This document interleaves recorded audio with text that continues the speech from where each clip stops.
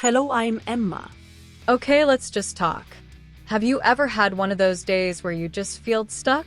Like you're looking at a mountain you're supposed to climb, but your feet aren't concrete?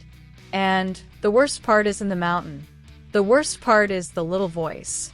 You know the one. It sits in the back of your mind, and it whispers. It says, "You can't do that." Or, "Who do you think you are?" Or, "What if you fail and everyone sees?" I want to talk about that voice today, not to fight it, but to understand it, and to build something stronger, something quieter, but much more powerful, right next to it. I want to talk about the surprising, hidden power of self-belief. Now, I'm not talking about shouting positive slogans in the mirror. That can feel silly. I'm also not talking about some giant, unshakable ego. That's not it. The self-belief I mean is quieter. It's a deep-down knowing. It's like the roots of a tree. You don't see them, but they hold everything up. Without strong roots, the tree falls over in the first storm. With them, it can grow tall and weather almost anything. This kind of belief is a hidden superpower because it changes your reality from the inside out. It's not magic. It's psychology. It's the operating system your life runs on. And the crazy thing is you can rewrite that software. You can build those roots. Today, I want to walk with you through 5 ways to do that. 5 simple, amazing paths to that quiet kind of power. This isn't a lecture. Think of it as a conversation. Just you and me figuring this out. The first way is so simple we miss it all the time. The power of tiny proof. We think self-belief comes from big wins. Landing the huge job, winning the championship, getting the standing ovation. And sure, those are great, but they're rare. If we wait for them to feel capable, we'll be waiting forever. The real fuel for belief is in the tiny, everyday proofs. Your brain is a detective. It's always looking for evidence. That annoying voice, the doubter, it's a terrible detective. It only looks for proof that you're not good enough. And it finds it everywhere. A small mistake? Proof. Someone's offhand comment? Proof. A task you haven't started yet? Proof you'll fail. But we can hire a better detective. We can start looking for the tiny proofs that we are capable. And they're everywhere. Did you get out of bed this morning? That's a proof. You overcame the comfort of sleep. Did you make a cup of coffee or tea? You completed a task. Did you be kind to someone today? Even just a smile? That's proof of your goodness. Did you finish a small piece of work, or wash a single dish, or read 1 page of a book? These are all proofs. They seem silly, right? Too small to matter. But that's the secret. They are small enough to be undeniable. You can't argue with, "I tied my shoes." It's a fact. You did a thing. Every single one of these is a brick. Alone, a brick is nothing. But you start stacking them 1 a day, then a few a day. You write them down even. Today, I listened to a friend. Today, I paid a bill on time. Today, I tried a new recipe, and it was edible. Not a masterpiece, but edible. Over weeks and months, you build a wall of evidence. And when that doubting voice says, "You never finish anything," you can look at your wall, your list of tiny proofs, and say, "That's not true. Look. Here, and here. I finish things all the time." You argue with facts, not feelings. Start being the detective for your own capability. Collect the tiny proofs. Don't wait for the trophy. Celebrate the fact that you showed up for practice. This is how roots grow. Silently, slowly, underground. 1 tiny proof at a time. Which leads us to the second way. And this one might sound strange. The power of friendly talk. I don't mean talk to other people. I mean talk to yourself. Now, I know how that sounds, but stay with me. We are always talking to ourselves. The problem is, for most of us, it's a critical, Nasty, mean conversation. We say things to ourselves we would never, ever say to a friend. Imagine your best friend came to you feeling nervous about a presentation. They say, "I'm just so scared I'll mess up." Would you look them in the eye and say, "Yeah, you probably will. You always do. You're not very good at this. Everyone will laugh at you." Of course not. That would be horrible. You'd be a terrible friend. You'd say, "Hey, it's okay to be nervous. You've prepared. You know your stuff. Just do your best. I believe in you." So why do we think it's okay to be that horrible friend to ourselves? That critical voice isn't being helpful. It's not making you stronger. It's just beating you up. The second way to self-belief is to change the tone of that inner conversation. Talk to yourself like you would talk to someone you deeply love and want to encourage. It will feel weird at first, awkward, maybe even dishonest. Do it anyway. When you make a mistake, instead of "I'm such an idiot," try, "Okay, that didn't go as planned. What can I learn from this?" See the difference? One ends the conversation with shame. The other opens a door to growth. When you're facing something hard, instead of "I can't do this," try, "This is really challenging. I'm going to take the first small step." You're acknowledging the difficulty, but you're still on your own side. This friendly talk isn't about lying. It's not about saying you're the best in the world when you're not. It's about being fair. It's about being kind. It's about being a supportive coach, not a cruel critic. Your mind is listening to everything you say. If you keep calling it useless, it will start to believe you and act that way. If you start speaking to it with patience and encouragement, it will start to believe that, too. It will begin to stand a little taller. It will dare to try slightly harder things. Because it knows that even if it stumbles, the voice inside won't tear it apart. That voice will help it get back up. So, start listening to your own self-talk. Is it friendly? If not, gently, slowly, change the channel. Find the voice of the kind friend inside you. It's in there. Let it speak. Now, these first two ways are internal. They're about what you do inside your own mind. The third way takes a step out into the world. It's about action, but not just any action. The power of the smallest step. We get frozen because we look at the whole journey. The mountain. Writing a book seems impossible, so we never write a word. Getting fit feels overwhelming, so we never put on our shoes. Starting a business is a huge, complicated dream, so we never take the first step. But self-belief isn't built by thinking about the finish line. It's built by crossing the starting line. And the key is to make that starting line so small, so tiny, that it's impossible to say no to. You don't start by saying, "I will write a book." That's terrifying. You start by saying, "I will write one sentence." Just one. You can do one sentence. It might be a bad sentence. That's fine. The goal isn't a good sentence.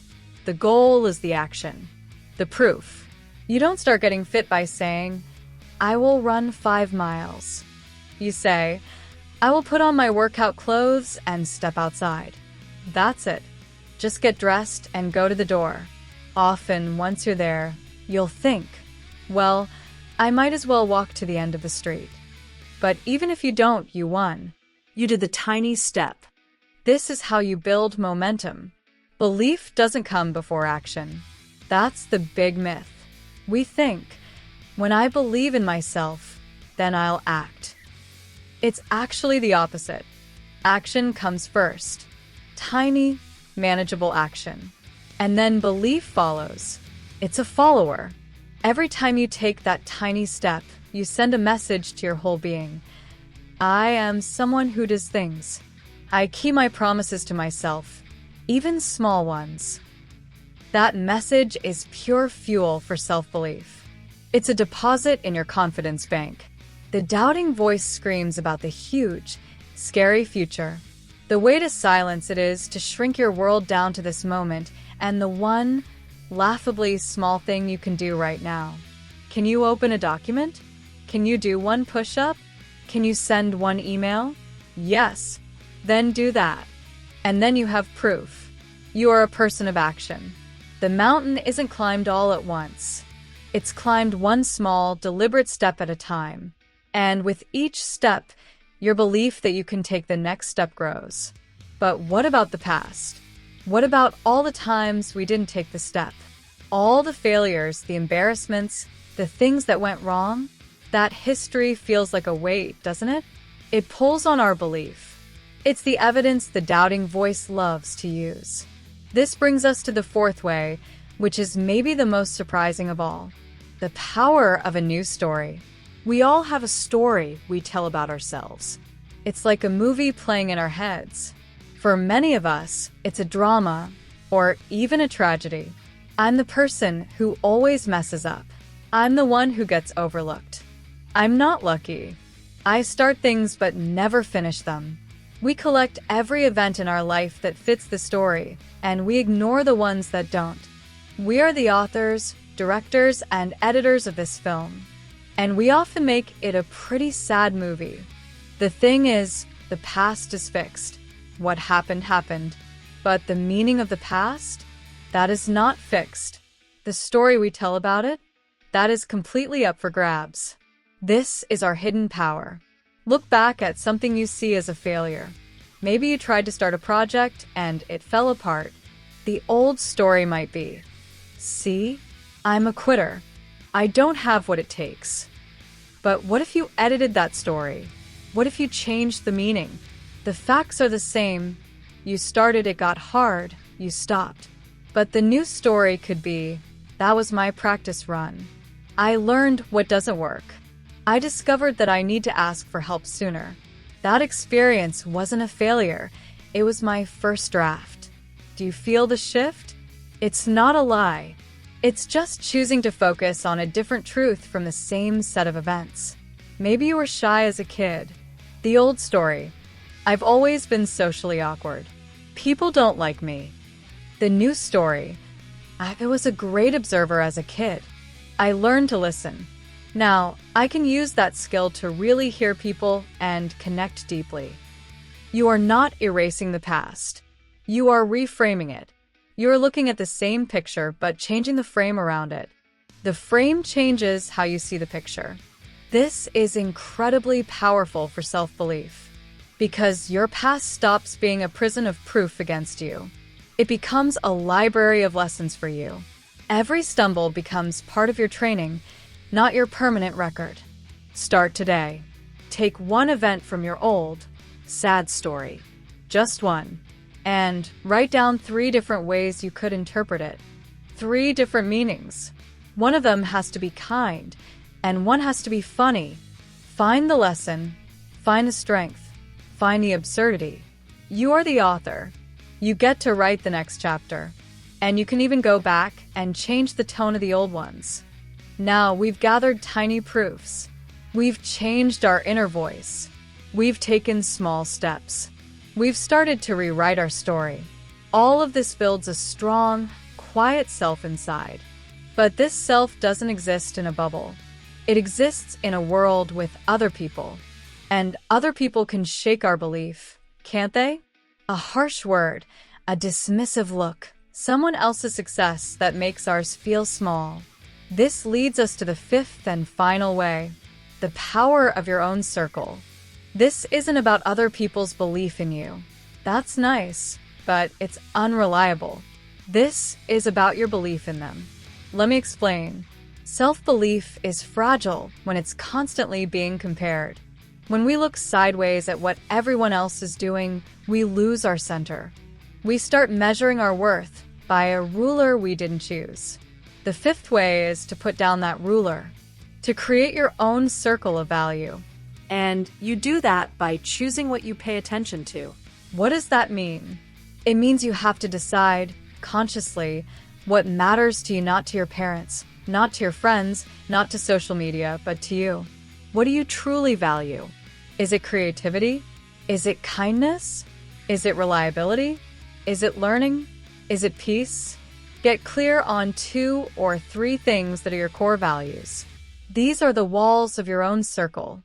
Inside this circle, you judge yourself. Outside of this circle, you ignore the noise. Let's say you value kindness and creative expression. That's your circle. Now you see someone on social media who is hugely successful, but they're ruthless and their work feels empty to you.